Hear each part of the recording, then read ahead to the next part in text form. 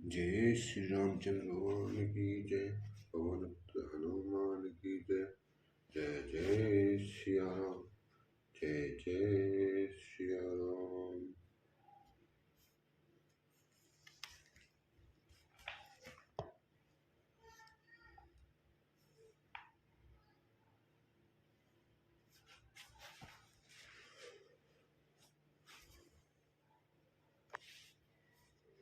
सुकवि कुकवि सभी नर नारी अपनी बुद्धि के अनुसार राजा की सराहना करते हैं और साधु बुद्धिमान सुशील ईश्वर के अंश से उत्पन्न कृपालु राजा सबकी सुनकर और उनकी वाणी भक्ति विनय और चालकों को पहचान कर सुंदर मीठी वाणी से सबका यथा योग्य सम्मान करते हैं।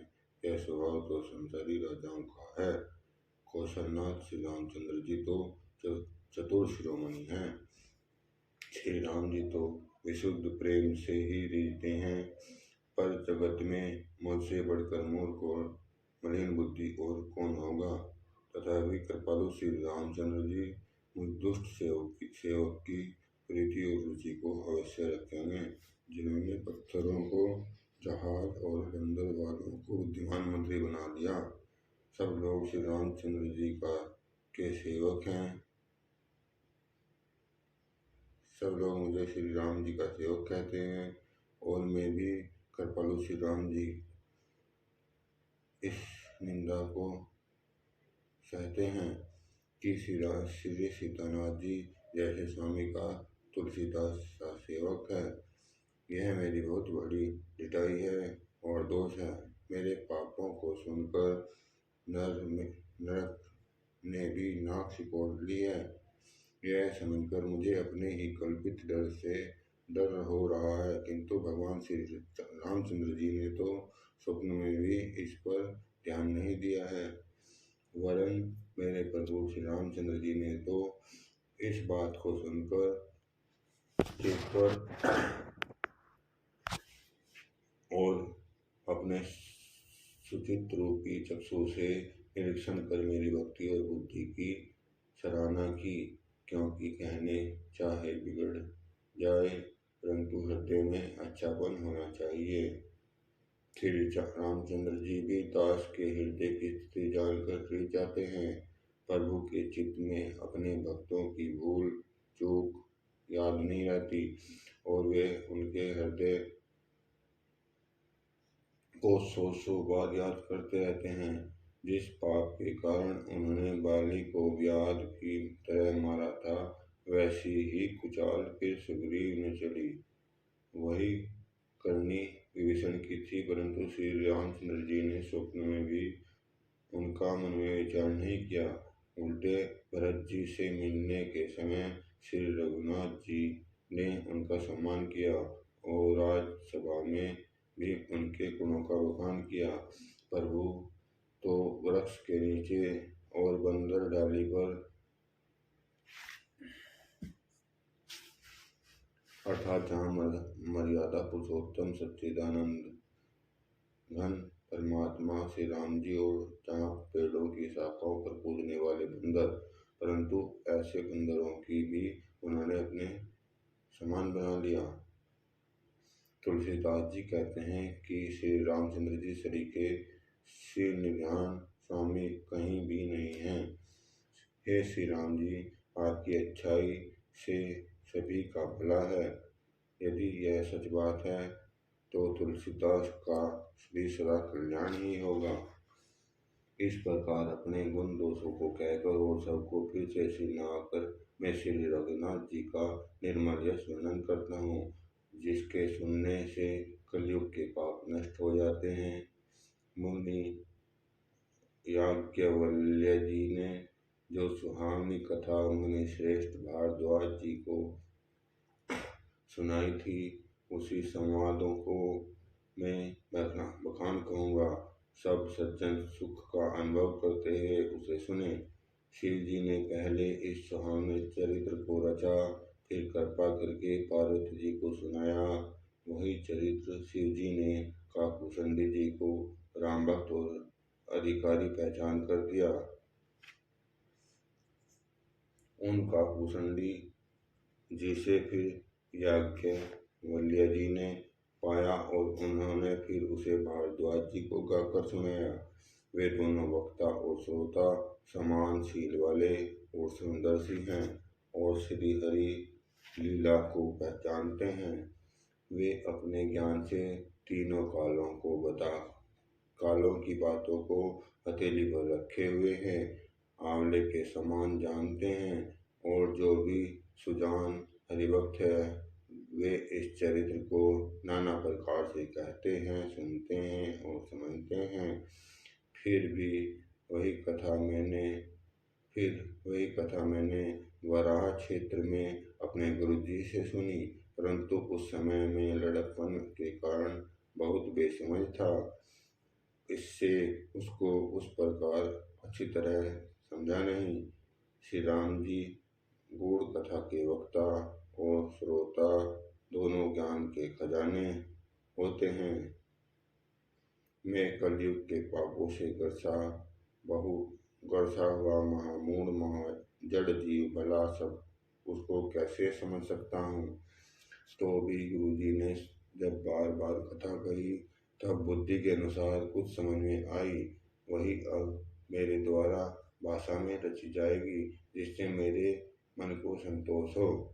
जैसा कुछ मुझ में बुद्धि और विवेक बल है, मैं हृदय में हरि की प्रेरणा से उसी के अनुसार कहूँगा।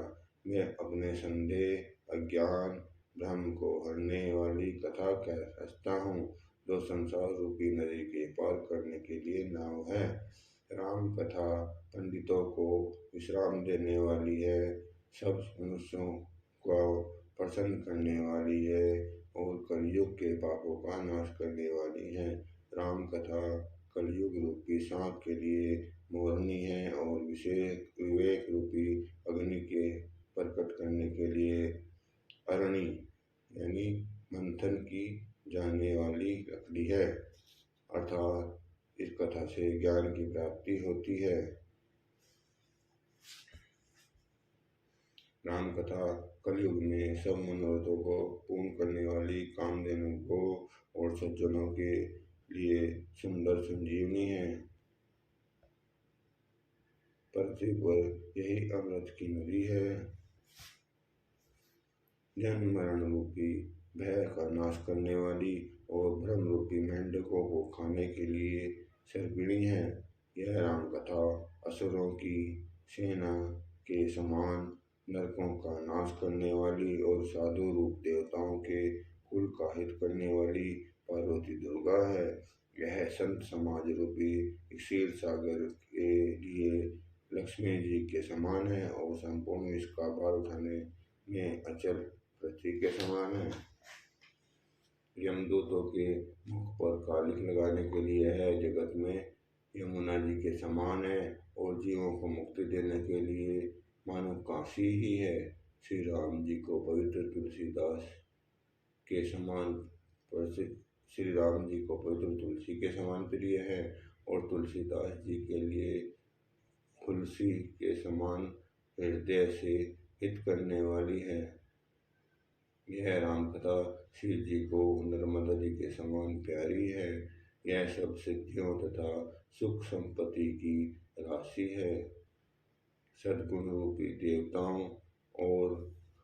देवताओं के उत्पन्न और पालन पोषण करने के लिए माता आदि के समान श्री रघुनाथ जी की भक्ति और प्रेम की परम सीमा है। यहाँ तुलसी जो नाम आया है वह तुलसीदास जी की माता का नाम है। तुलसीदास जी कहते हैं कि राम कथा मंदाकिनी नदी है, सुंदर चित्रकूट है और सुंदर स्नेही वन है, जिसमें श्री सीताराम जी विहार करते हैं। श्री राम जी का चरित्र चिंतामणि है और शांतों की सुबुद्धि स्त्री का सुंदर श्रृंगार है। श्री रामचंद्र जी के गुण समूह जगत का कल्याण करने वाले और मुक्ति धन धर्म परम धाम के देने वाले हैं। ज्ञान वैराग्य और योग के लिए सद्गुरु हैं और और संसार रूपी भयंकर रोग का नाश करने के लिए देवताओं के वैद्य हैं। श्री सीताराम जी के प्रेम के उत्पन्न करने के लिए माता पिता हैं और संपूर्ण व्रत धर्म और नियमों के बीज हैं। पाप, संताप और शोक का नाश करने वाले तथा इस लोक और परलोक के प्रिय पालन करने वाले विचार रूपी राजा के सूरवीर मंत्री और लोभ रूपी अपार समुद्र के सोखने के लिए अगस्त्य मुनि हैं। भक्तों के मन रूपी मन में बसने वाले काम, क्रोध और कलयुग के पाप रूपी हाथियों के मारने के लिए सिंह के बच्चे हैं। शिव जी के सुपूज्य और प्रियतम अतिथि हैं और दरिद्रता रूपी दावानल के बुझाने के लिए कामना पूर्ण करने वाले मेघ हैं। विषय रूपी सांप का जहर उतारने के लिए मंत्र और महामणि हैं। ये लाठ पर लिखे हुए कठिनता से मिटने वाले बुरे लेखों को मिटा देने वाले हैं। अज्ञान रूपी अंधकार के हरण करने के लिए सूर्य किरणों के समान और सेवक रूपी धान के पालन करने में मेघ के समान है।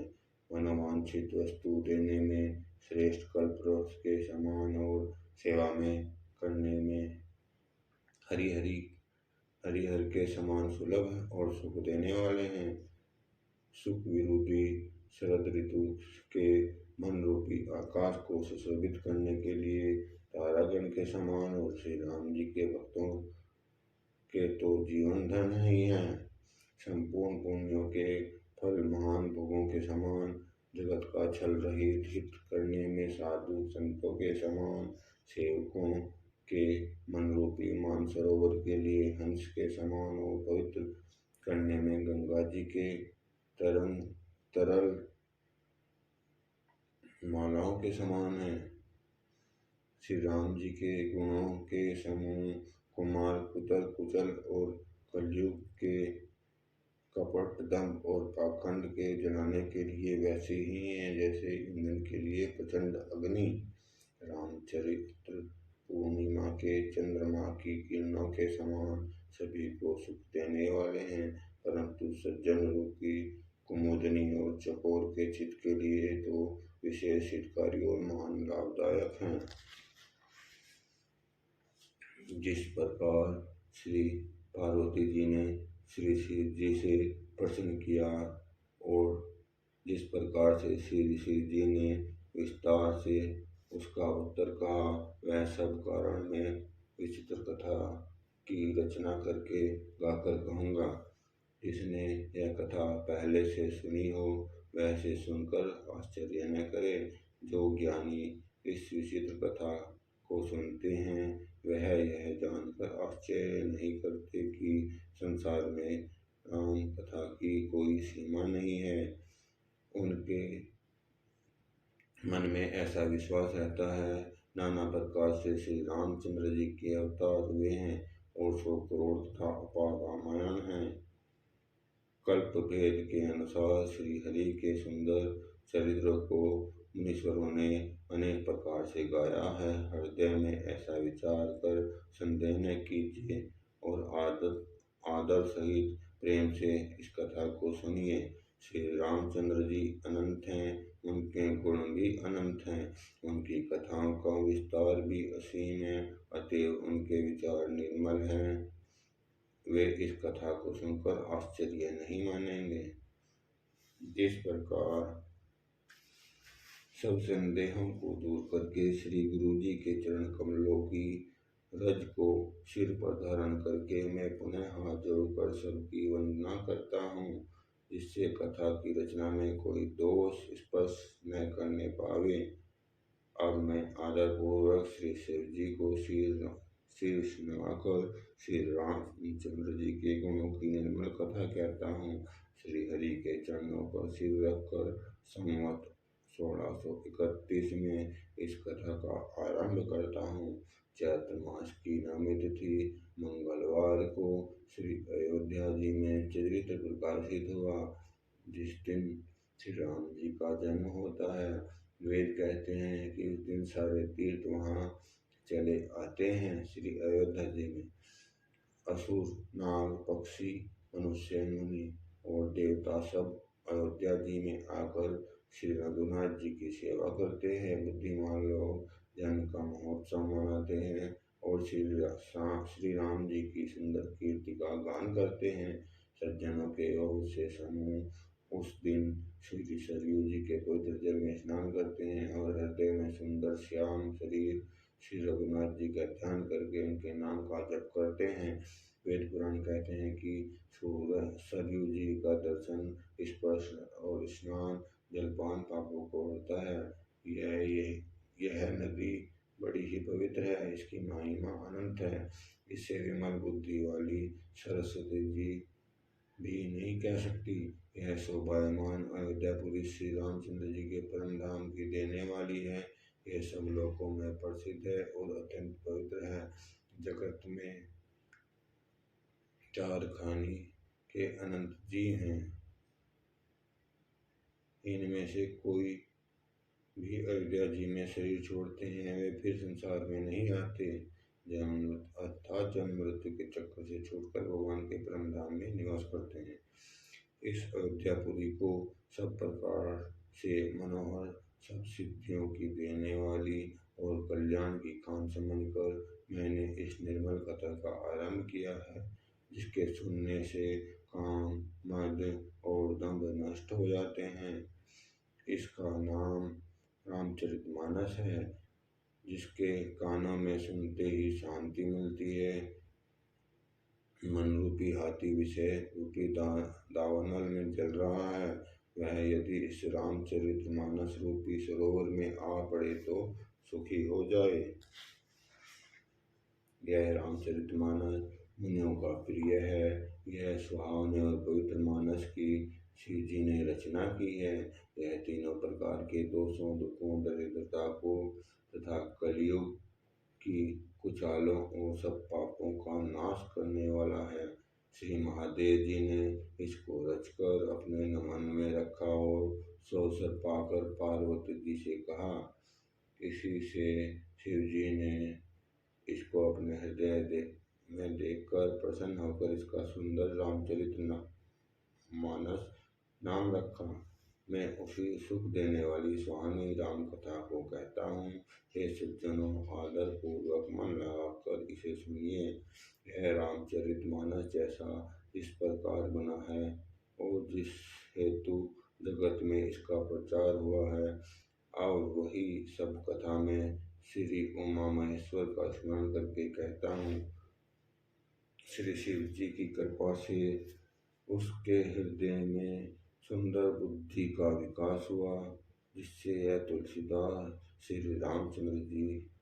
श्री रामचरितमानस का कवि हुआ। अपनी बुद्धि के अनुसार तो वह इसे मनोहर ही बनाता है, किंतु फिर भी हे सज्जनों, सुंदर चित्त से सुनकर आप इसे सुधार लीजिए। सुंदर बुद्धि भूमि है, हृदय ही उसमें गहरा स्थान है। वेद पुराण समुद्र है और साधु संत मेघ हैं। श्री रामचंद्र जी के शेष रूपी सुंदर, मधुर, मनोहर और मंगलकारी जल की वर्षा करते हैं। सगुनी लीला का जो विस्तार वर्णन करते हैं, वही राम शेष रूपी जल की निर्मलता है, जो मल का नाश करती है और जिस प्रेम में भक्ति का वर्णन नहीं किया जा सकता है, वही इस जल की मधुरता और सुंदर शीतलता है। जो जल सुकृत सलिहित होई, राम जगत जन जीवन सोई। मेधामती कच्छो जल पावन, सकीली श्रवण मग चले सुहावन। भरे सुमा न सुथल थिराना, सुखद शीत रुचिचारु चिनाना। वह जल सत्कर्म रूपी दान के लिए हितकर है और श्री राम जी के भक्तों का तो जीवन ही है। वह चरित्र जल बुद्धि रूपी पृथ्वी पर गिरा और सिमटकर सुहाने कान रूपी मार्ग से चला और मानस रूपी श्रेष्ठ स्थान में भरकर वह स्थिर हो गया। वही पुराना होकर सुंदर रुचिका शीतल और सुखदायी हो गया।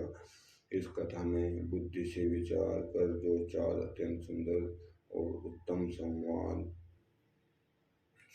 सुंडी गरुड़ शिव पार्वती याज्ञवल्क्य वर्तमान तुलसीदास और संत रचे हैं, वह इसी पर पवित्र और सुंदर सरोवर के चार मनोहर घाट हैं। सात कांड ही इस मानस सरोवर की सुंदर सात सीढ़ियां हैं, जिनको ज्ञान रूपी नेत्रों से देखते ही मन प्रसन्न हो जाता है। श्री रघुनाथ जी निर्गुण और निर्बाध महिमा को जो वर्णन किया जाएगा वह ही इस सुंदर जल की अथाह गहराई है। श्री रामचंद्र जी और सीता जी का यश अमृत के समान जल है। इसमें जो उपमाएं दी गई हैं वही तरंगों का मनोहर विलास है। सुंदर चौपाइयाँ ही इसमें घनी फैली हुई पुरीन हैं और कविता की युक्तियाँ सुंदर मणि उत्पन्न करने वाली सुहानी सीपियाँ हैं। जो सुंदर चंद सोरठे और दोहे वही इसमें बहुरंगे कमलों के समूह सुशोभित हैं। अनुपम अर्थ, ऊंचे भाव और सुंदर भाषा ही पराग, मकरंद और सुगंध है। सत्कर्मों के पुंज भौरों की सुंदर पंक्तियां हैं। ज्ञान, वैराग्य और विचार हंस हैं। कविता की ध्वनि, प्रकृति, गुण और जाति ही अनेकों प्रकार की मनोहर मछलियां हैं। अर्थ, धर्म, काम, मोक्ष ये चारों ज्ञान विज्ञान का विचार कहना, काव्य के नौरस, जप, तप, योग और वैराग्य के प्रसंग हैं। ये सब इस सरोवर के सुंदर जलचर जीव हैं। सुकृति जनों के, साधुओं के श्री राम नाम के गुणों का गान ही विचित्र जल पक्षियों के समान है। संतों की सभा ही इस सरोवर के चारों ओर की अमराई है और श्रद्धा वसंत ऋतु समान कही गई है। नाना प्रकार किस्से, भक्ति का निरूपण और अस्मा दया तथा दम लताओं के मंडप हैं। इनका मन का निग्रह यम नियम ही उनके फूल हैं। ज्ञान फल है, श्री हरि के चरणों में प्रेम ही इस ज्ञान भी फल का रस है, ऐसा वेदों ने कहा है। इस श्री रामचरितमानस में और भी जो अनेक प्रकार की प्रसंगों की कथाएं हैं वे ही इसमें तोते, कोयल आदि रंग बिरंगे पक्षी हैं। कथा में जो रोमांच होता है वह वाटिका, बाग और वन है। जो सुख होता है वही सुंदर पक्षियों का विहार है। निर्मल मन ही माली है, जो प्रेम रूपी जल से सुंदर नेत्रों द्वारा इनको सींचता है। जो लोग इस चरित्र को सावधानी से गाते हैं वे ही इस तालाब के चतुर रखवाले हैं, और जो स्त्री पुरुष सदा आदर पूर्वक से सुनते हैं वे ही इस सुंदर मानस के अधिकारी उत्तम देवता हैं। जो अति दुष्ट और विषयी हैं वे अभागे, बगुले और कौवे हैं, जो इस सरोवर के समीप नहीं जाते, क्योंकि यहाँ घोंगे, मेंढक और शेवाल के समान विषय रस की नाना कथाएं नहीं हैं। इसी कारण बेचारे कौवे और बगुले रूपी विषयी लोग यहाँ आते हुए हृदय में हार मान जाते हैं, क्योंकि इस सरोवर तक आने में कठिनाइयाँ बहुत हैं। श्री रामचंद्र जी की कृपा बिना यहाँ नहीं आया जाता, और कुसंग ही भयानक बुरा रास्ता है। उन कुसंगियों के वचन ही बाघ, सिंह और सांप हैं। घर के काम काज और गृहस्थी के भांति भांति के जंजाल ही अत्यंत दुर्गम बड़े बड़े पहाड़ हैं। मोह, मद और मान ही बहुत सी बिहड़ वन है, और नाना प्रकार के कुतर्क ही भयानक नदियां हैं, जिनके पास श्रद्धा रूपी राह खर्च नहीं है और संतों का साथ नहीं है, और जिनको श्री रघुनाथ जी के प्रिय नहीं है उनके लिए है यह मानस अत्यंत ही अगम है।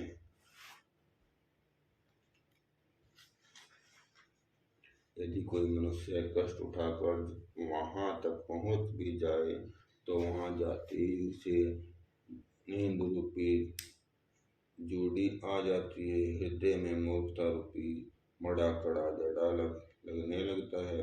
इसमें वहां जाकर भी वह अभागा स्नान नहीं कर पाता। उससे उस सरोवर में स्नान और उनका जलपान तो किया नहीं जाता, यह अभिमान में ही लौट आता है। फिर यदि कोई उससे पूछने आता है तो वह सरोवर की निंदा करके उसे समझता है। ये सारे विघ्न उसको नहीं व्यापते। जिसे श्री रामचंद्र जी सुंदर कृपा की दृष्टि से देखते हैं वह आदर पूर्वक इस सरोवर में स्नान करता है और महान भयानक त्रिताप से नहीं जलता। अर्थात जिस पे भगवान श्री राम की कृपा होती है वही उनके गुणों की कहानी श्री रामचरितमानस को सुनता है। जिनके मन में श्री रामचंद्र जी के चरणों में सुंदर प्रेम है वे इस सरोवर की को कभी नहीं छोड़ते। हे भाई, जो इस सरोवर में स्नान करना चाहे वह मन लगाकर सत्संग करे। ऐसे मानव सरोवर को हृदय के नेत्रों से देखकर और उसमें गोता लगाकर कवि की बुद्धि निर्मल हो गई है। हृदय में आनंद उत्साह भर गया है। प्रेम कथा तथा आनंद का प्रवाह उमड़ आया है। उससे वह सुंदर कविता रूपी नदी बह निकली है जिसे में श्री रामचंद्र जी का निर्मल यश रूपी जल भरा है। इसका नाम सरयू है जो संपूर्ण सुंदर मंगलों की जड़ है। लोकमत और वेदमत इसके दो सुंदर किनारे हैं। यह सुंदर मानव सरोवर की कन्या सरयू नदी बड़ी पवित्र है। कलयुग के छोटे बड़े पाप रूपी तिनकों और वृक्षों को जड़ से उखाड़ फेंकने वाली है। तीनों प्रकार के श्रोताओं का समाज ही इस नदियों के दोनों किनारों पर बसे हुए पूर्वे गांव और नगर हैं, और संतों की सभा ही सब सुंदर मंगलों की जड़ अनुपम अयोध्या जी है। सुंदर कीर्ति रूपी सुहानी सरयू जी राम भक्ति रूपी गंगा जी में जा मिली। छोटे भाई लक्ष्मण सहित श्री रामचंद्र जी के युद्ध का पवित्र यश रूपी सुहाना महानाग सोन इसमें आ मिला। दोनों के बीच भक्ति रूपी गंगा जी धारा ज्ञान और वैराग्य के सहित शोभित हो रही है। ऐसी तीनों तापों को डराने वाली यह तिमुहानी नदी राम स्वरूपी समुद्र की ओर जा रही है। इसका मूल मानस है और यह राम भक्ति रूपी गंगा जी में मिली है। इसलिए यह सुनने वाले सज्जनों के मन को पवित्र कर देती है। सज्जनों के मन को पवित्र कर देती है। इसके बीच बीच में जो भिन्न भिन्न प्रकार की विचित्र कथाएं हैं वे ही मानव नदी तट के आसपास के वन और बाग हैं। श्री पार्वती जी और शिव जी के विवाह के बाराती इस नदी में बहुत प्रकार के असंख्य जलचर जीव हैं। श्री रघुनाथ जी के जन्म की आनंद बधाइयाँ इस नदी के भंवर और तरंगों की मनोहरता है। चारों भाइयों के जो बाल चरित्र हैं वे इसमें खिले हुए रंग बिरंगे बहुत से कमल हैं। महाराज श्री दशरथ जी तथा उनकी रानियां और कुटुंबियों के सत्कर्म ही भरमर और जल पक्षी हैं। श्री सीता जी के स्वयंवर की जो कथा है वही इस नदी में सुहानी छवि छा रही है। अनेकों सुंदर विचारपूर्ण प्रश्न ही इस नदी की नावें हैं और जो विवेक और उनके विवेक उत्तर ही चतुर केवट है। इसके कथा को सुनकर पीछे जो आपसे चर्चा होती है वही इस नदी के सहारे चलने वाले यात्रियों को समाज शोभा पा रहा है। परशुराम जी का क्रोध इस नदी की भयानक धारा है और श्री रामचंद्र जी के श्रेष्ठ वचन ही सुंदर बंधे हुए घाट हैं। भाइयों सहित श्री रामचंद्र जी के विवाह का उत्साह है। इस कथा नदी की कल्याणकारी बाढ़ है जो सभी को सुख देने वाली है। इसके कहने सुनने में जो हर्षित और पुलकित होते हैं वे ही पुण्यात्मा पुरुष हैं जो प्रसन्न मन से इस नदी में नहाते हैं। श्री रामचंद्र जी के राज तिलक के लिए जो मंगल साज सजाया गया वही मानव पर्व के समय इस नदी पर यात्रियों के समूह इकट्ठे हुए हैं कि कई कुबुद्धि ही इस नदी में काई है जिसके फलरूप बड़ी भारी विपत्ति आ पड़ी। संपूर्ण अनगणित उत्पातों को शांत करने वाला भरत जी का चरित्र नदी तट पर किया जाने वाला यज्ञ जप है। कलयुग के पापों और दुष्टों के अवगुणों के जो वर्णन है वे ही इस नदी के जल का कीचड़ और बगुलों को वे हैं। यह कीर्ति रूपिणी नदी छहों ऋतुओं में सुंदर है। सभी समय यह परम सुहावनी और अत्यंत पवित्र है। इसमें शिव पार्वती का विवाह हेमंत ऋतु है। श्री रामचंद्र जी के जन्म का उत्सव सुखदायी शिशिर ऋतु है। श्री रामचंद्र जी के विवाह समाज का वर्णन ही आनंद मंगलमय ऋतु वसंत है। श्री रामचंद्र जी का वनागमन दुसह ग्रीष्म ऋतु है और माँ की कथा ही कड़ी धूप और लू है। राक्षसों के साथ घोर युद्ध की वर्षा ऋतु है जो देवकुल रूपी दान के लिए सुंदर कल्याण करने वाली है। श्री रामचंद्र जी के राज्य काल का जो सुख विनम्रता और बड़ाई है वही निर्मल सुख देने वाली सुहावनी शरद ऋतु है। सती शिरोमणि श्री सीता जी के गुणों की कथा है वही इस जल का निर्मल और अनुपम गुण है। श्री भरत जी का स्वभाव इस नदी की सुंदर शीतलता है जो सदा एक सी रहती है और जिसका वर्णन नहीं किया जा सकता। चारों भाइयों का परस्पर देखना बोलना मिलना एक दूसरे से प्रेम करना हंसना और सुंदर भाईपन इस जल की मधुरता और सुगंध है। मेरा आर्तभाव विनय और दीनता इस सुंदर और निर्मल जल का हल्कापन नहीं है। यह जल बड़ा ही अनोखा है सुनने से ही गुण करता है और आशा रूपी प्यास को मन के मैल को दूर कर देता है। यह जल श्री रामचंद्र जी के सुंदर प्रेम को पुष्ट करता है। कलयुग के समस्त पापों और उनसे होने वाली ग्लानि को हर लेता है। संसार के श्रम को सोख लेता है। संतोष को भी संतुष्ट करता है और पाप ताप दरिद्रता और दोषों को नष्ट कर देता है। यह जल काम क्रोध मद और मोह का नाश करने वाला और निर्मल ज्ञान और वैराग्य का बढ़ाने वाला है। इसमें आदर पूर्वक स्नान करने से और इसे पीने से हृदय में रहने वाले सब पाप ताप मिट जाते हैं। जिन्होंने इस जल से अपने हृदय को नहीं धोया वे कायर कलिकाल के द्वारा ठगे गए हैं। जैसे प्यासा हिरण सूर्य की किरणों को रेत पर पड़ने से उत्पन्न हुए जल के भ्रम को वास्तविक जल समझकर पीने को दौड़ता है और जल में पाकर दुखी होता है वैसे ही वे कलयुग के ठगे हुए जीव विष्णु के पीछे भटक कर दुखी होते हैं। अपनी बुद्धि के अनुसार इस सुंदर जल के गुणों को विचार कर उसमें अपने मन को स्नान कराकर श्री भगवान शंकर को स्मरण करके कवि सुंदर कथा कहता है। मैं अब श्री रघुनाथ जी के चरण कमलों को हृदय में धारण कर उनका प्रसाद पाकर दोनों श्रेष्ठ मुनियों के मिलन का सुंदर संवाद वर्णन करता हूँ। भारद्वाज मुनि प्रयाग में बसते हैं। उनका श्री रामचंद्र जी के चरणों में अत्यंत प्रेम है।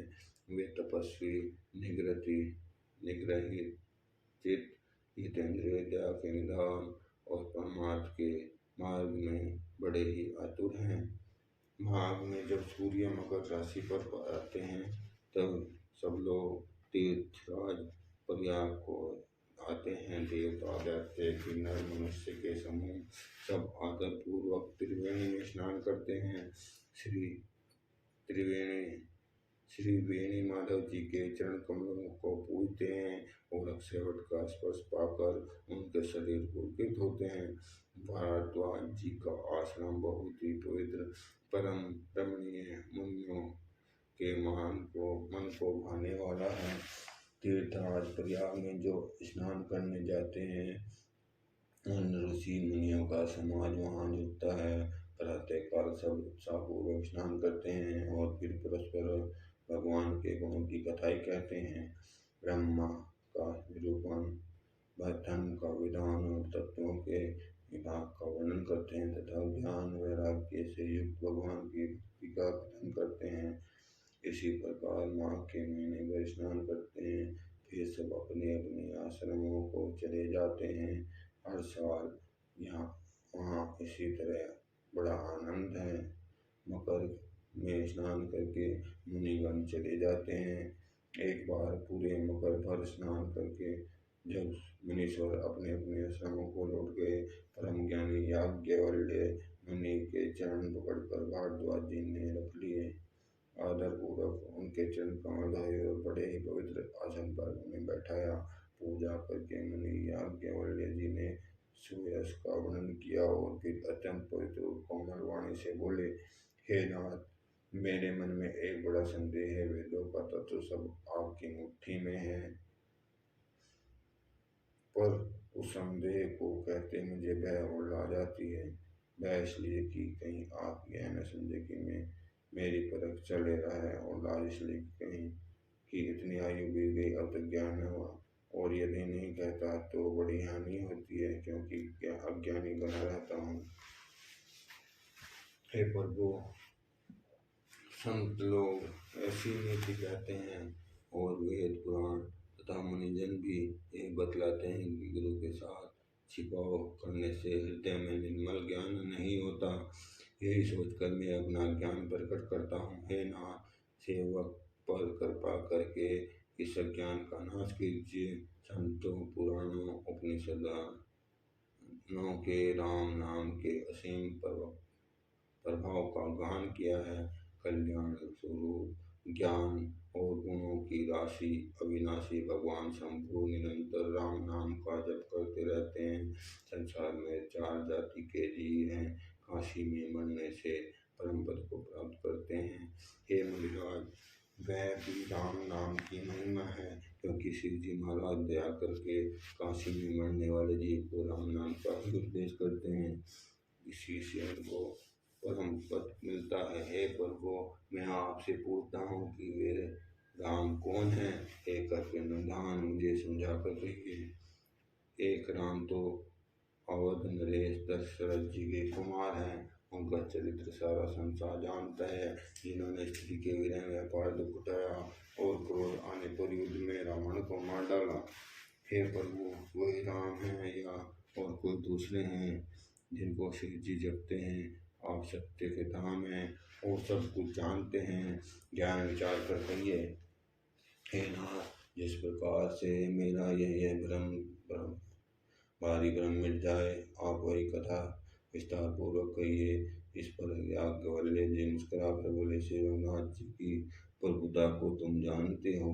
तुम मन, वचन और कर्म से श्री राम जी के भक्त हो। तुम्हारी चतुराई को मैं जान गया।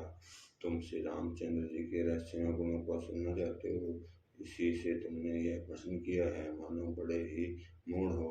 हे तात, तुम आदर पूर्वक मन लगाकर सुनो। मैं श्री राम जी की सुंदर कथा कहता हूँ। बड़ा भारी अज्ञान विशाल महिषासुर है और श्री राम जी की कथा उसे नष्ट कर देने वाली भयंकर काली जी है। श्री रामचंद्र जी की कथा चंद्रमा की किरणों के समान है। जिसे संत रूपी चकोर सदा पान करते हैं। ऐसा ही संदेह पार्वती जी ने किया था। तब महादेव जी ने विस्तार से उसका उत्तर दिया था। अब मैं अपनी बुद्धि के अनुसार वही उमा और शिव जी के समान कहता हूँ। वह जिस समय और जिस हेतु से हुआ उसे ही मुनि तुम सुनो, तुम्हारा विषय मिट जाएगा। एक बार त्रेता युग में शिव जी अगस्त्य ऋषि के पास गए।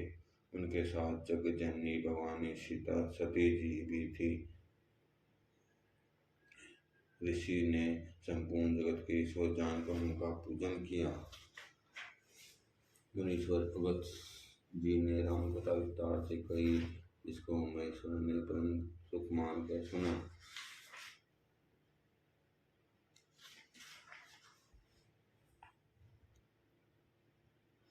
फिर ऋषि ने शिव जी से सुंदर हरिभक्ति पूछी और शिव जी ने उनको अधिकारी पाकर भक्ति का निरूपण किया। श्री रघुनाथ जी की गुणों की कथा कहते सुनते कुछ दिनों तक शिव जी वहाँ रहे। फिर मुनि से विदा मांगकर शिव जी कुमारी सती जी के साथ कैलाश को चले गए। उन्हीं दिनों पृथ्वी का भार उतारने के लिए श्रीहरि ने रघुवंश में अवतार लिया था।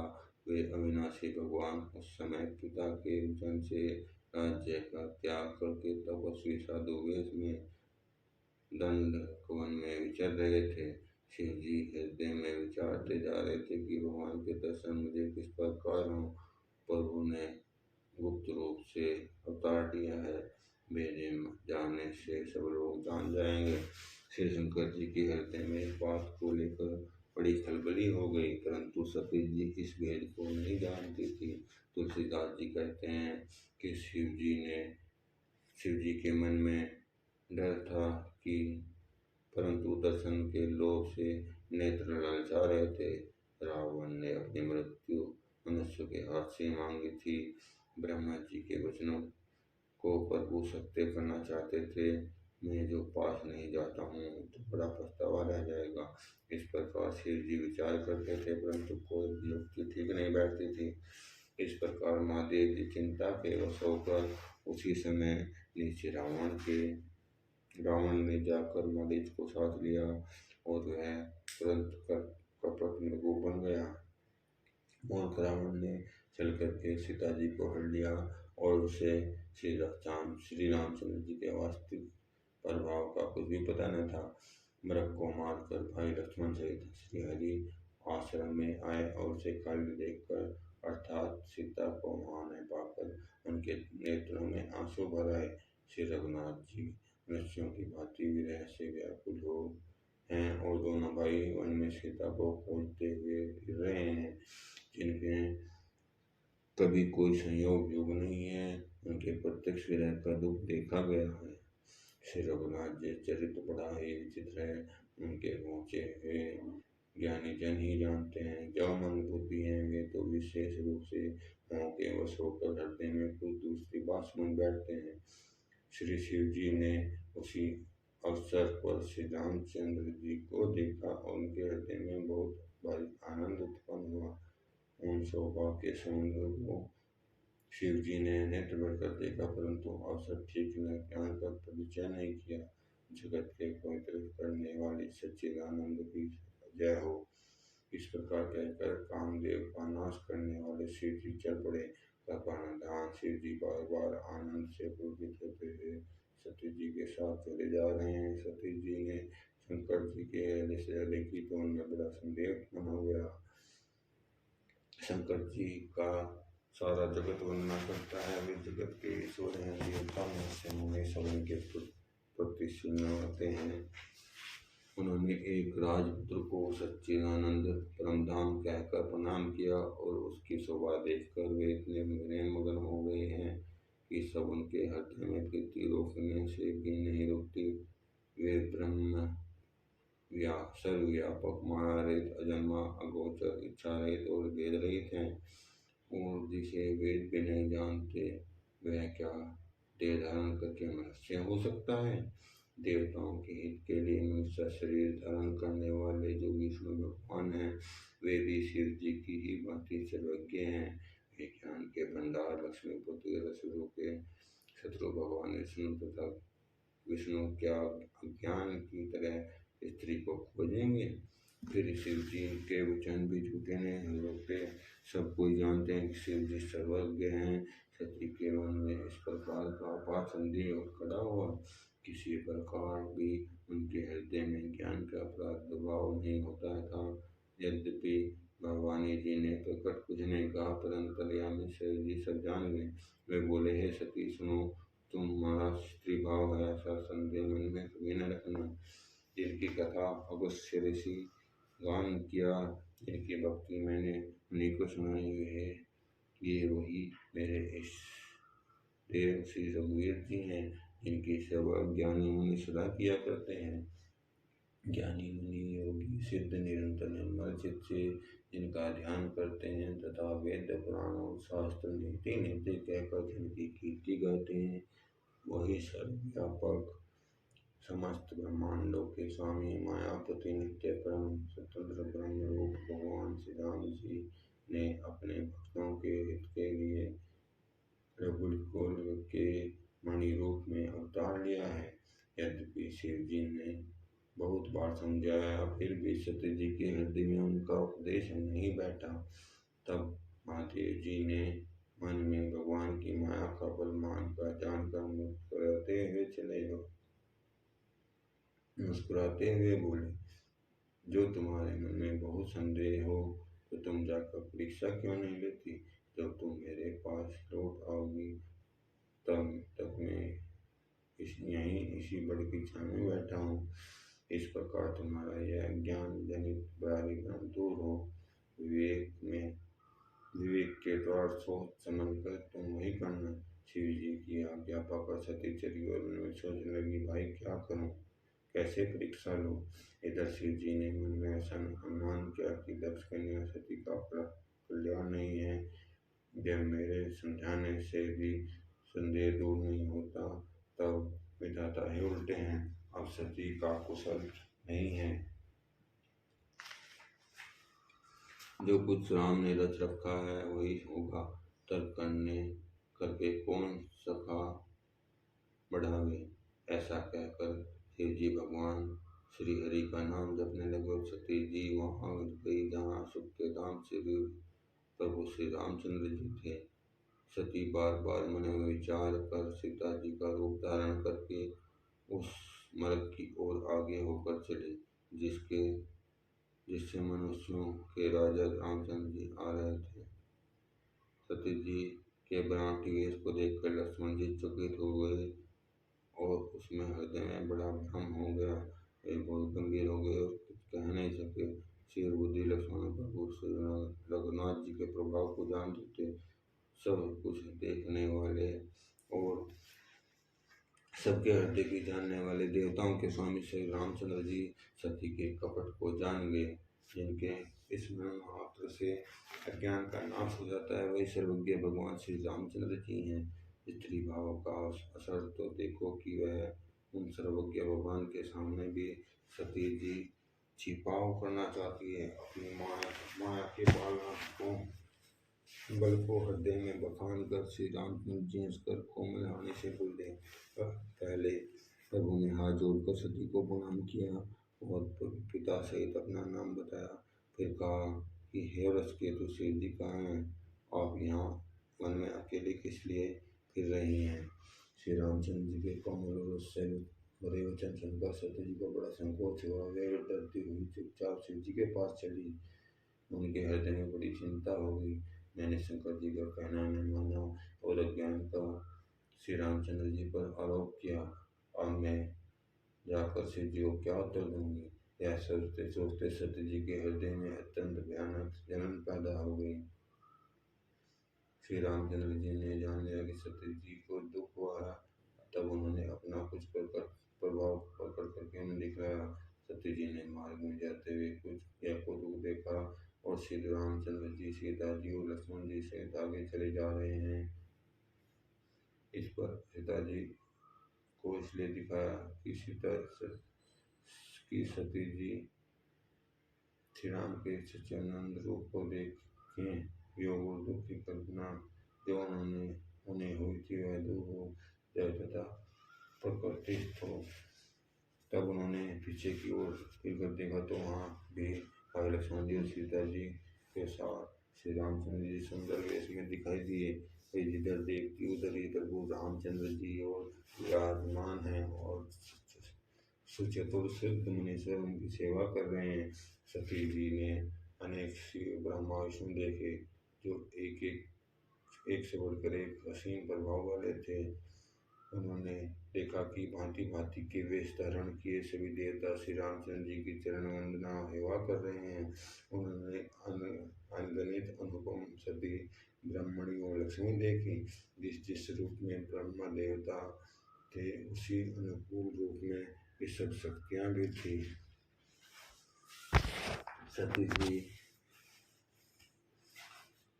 ने जहाँ जहाँ जितने रघुनाथ जी देखे शक्तियों सहित वहाँ उतने ही सारे देवताओं को भी देखा। संसार में जो चराचर जीव है वे भी अनेक प्रकार से सब देखे। उन्होंने देखा कि अनेकों वेश धारण करके देवता प्रभु श्री रामचंद्र जी की पूजा कर रहे हैं, परंतु श्री रामचंद्र जी का दूसरा रूप कहीं नहीं देखा।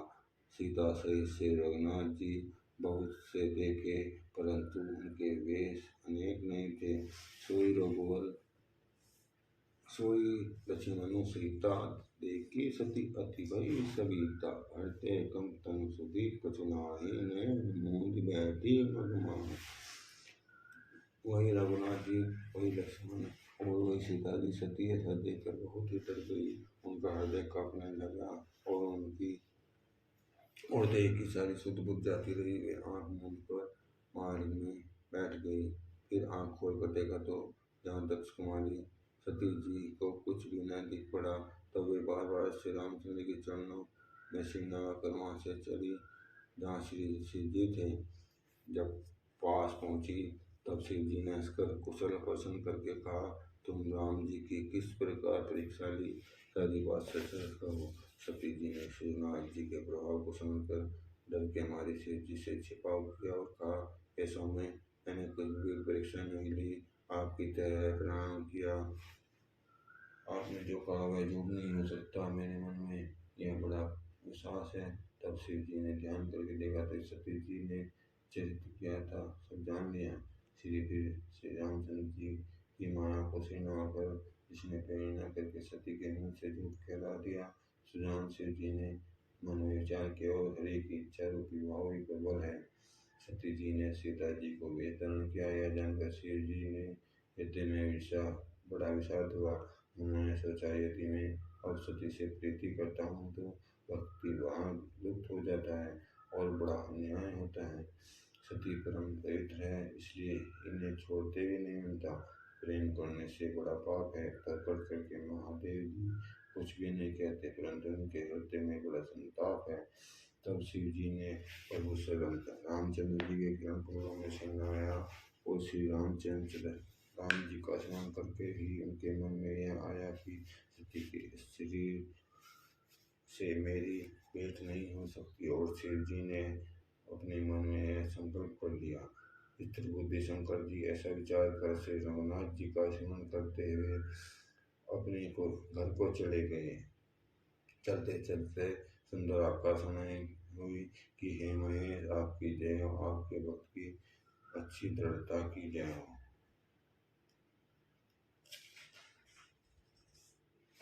आपको छोड़कर दूसरा कौन ऐसी प्रतिज्ञा कर सकता है? आप श्री रामचंद्र जी के भक्त हैं, समर्थ हैं और भगवान हैं। इस आकाशवाणी को सुनकर सती जी के मन में चिंता हुई। उन्होंने शिव जी से पूछा, हे कृपालु, कहिए आपने कौन सी प्रतिज्ञा की है? प्रभु, आप सत्य के धाम और दीन दयालु हैं। फिर सती जी ने कुछ बहुत प्रकार से पूछा परंतु चुप वाले शिव जी ने कुछ न कहा। सती जी ने हृदय में मनन किया कि सर्वज्ञ शिव जी सब जान गए हैं। मैंने शिव जी से कपट किया है। स्त्री स्वभाव से ही मोह को बेसमझ होती है। प्रीति की सुंदर रीति देखिए कि जल भी दूध के समान समान भाव बिकता है, परंतु फिर भी कपट रूपी कटाई पड़ते ही पानी अलग हो जाता है और स्वाद जाता रहता है। अपनी करनी को याद करके सती जी हृदय में इतना सोच है और इतनी उपार्जनता है कि इसका वर्णन नहीं किया जा सकता। शिव जी की कृपा के परम अथाह सागर में इससे प्रकट में उन्होंने मेरा अपराध नहीं कहा। शिव जी का रूप देखकर सती जी ने जान लिया कि स्वामी ने मेरा त्याग कर दिया और वे हृदय में व्याकुल होती। अपना पाप समझकर कुछ कहते नहीं बनता, परंतु हृदय कुम्हार के आवे की तरह समान अत्यंत जलने लगा। बस केतु शिव जी ने सती को चिंता जानकर उन्हें सुख देने के लिए सुंदर कथाएं कही। इस प्रकार मार्ग में विविध प्रकार के इतिहासों को कहते हुए वे विश्वनाथ कैलाश जा पहुँचे।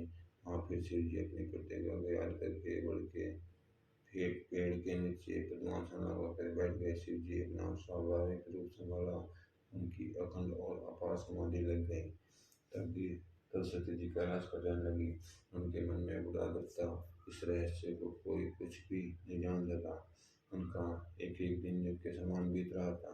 सती जी के हृदय में नित्य नया और भारी सोच हो रहा था कि मैंने इस दुख समुद्र के पार कब जाऊंगी। मैंने जो श्री रघुनाथ जी का मान किया और फिर पति के वचनों को छोड़ जाना, उसका फल विधाता ने मुझको दिया। जो उचित था वही किया, परंतु हे विधाता, अब तुझे यह उचित नहीं है कि तू जो शंकर के मुख होने पर मुझे जिला रहा है।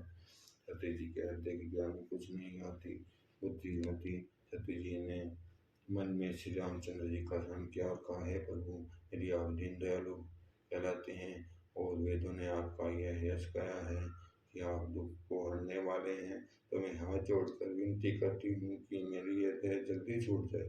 यदि मेरा शिव जी के चरणों में प्रेम है और मेरा यह प्रेम का व्रत मन वचन और कर्म के सत्य हैं, तो हे सर्वदर्शी प्रभु, सुनिए और शीघ्र यह उपाय कीजिए जिससे मेरा मरण हो और बिना परिश्रम यह असह्य विपत्ति दूर हो जाए। दक्ष सुता सती जी इस प्रकार बहुत दुखी थी, जिनको उनको इतना दारुण दुख था कि उसका वर्णन नहीं किया जा सकता। 87,000 वर्ष बीत जाने पर अविनाशी शिव जी ने समाधि खोली। शिव जी राम नाम का स्मरण करने लगे। तब सती जी ने जाना कि अब जगत के स्वामी जागे। उन्होंने जाकर शिव जी के चरणों में प्रणाम किया। शिव जी ने उनको बैठने के लिए सामने आसन दिया। शिव जी भगवान हरि की रहस्यमय कथाएं कहने लगे। उसी समय दक्ष प्रजापति हुए। ब्रह्मा जी ने सब प्रकार से योग्य देखकर समझकर दक्ष को प्रजापतियों का नायक बना दिया। जब दक्ष इतना बड़ा अधिकार पाया था, उनके हृदय में अभिमान आ गया। जगत में ऐसा कोई नहीं पैदा है हुआ जिसको प्रभुता पाकर मद न हो जाए। दक्ष ने सब मुनियों को बुला लिया और बड़ा यज्ञ करने लगे। जो देवता यज्ञ का भाग पाते, दक्ष ने उन सबको आदर सहित निमंत्रित किया।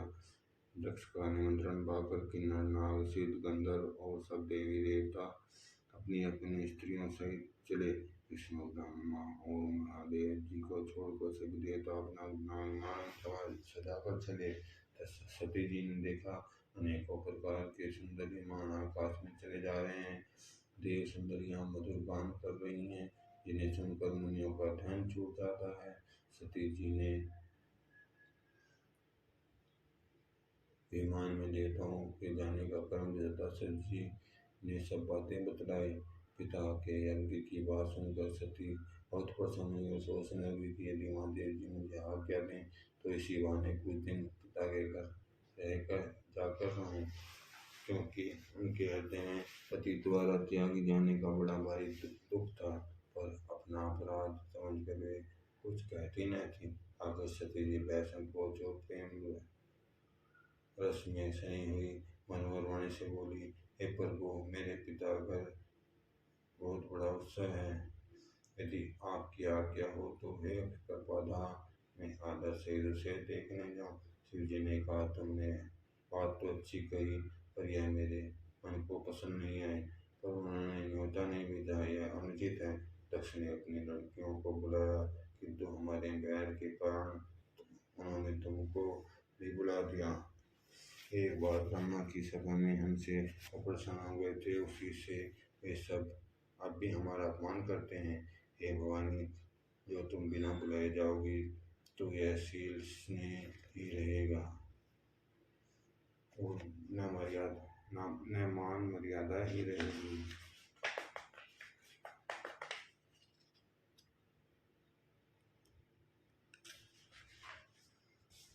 इसमें संदेह नहीं है कि मित्र स्वामी पिता और गुरु के घर बिना बुलाए भी जाना चाहिए। तो भी यहाँ कोई विरोध मानता हो, उसके घर जाने से कल्याण नहीं होता। शिव जी ने बहुत प्रकार से समझाया, पर मानो होनहार व सती के हृदय में बोध नहीं हुआ। फिर शिव जी ने कहा, यदि बिना बुलाए जाओगी तो हमारी समझ में अच्छी बात न होगी।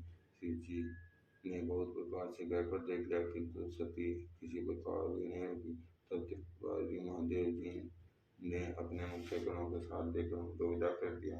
भवानी जब पिता के घर पहुंची, तब दक्ष के डर के मारे किसी ने उनकी अवगत नहीं की।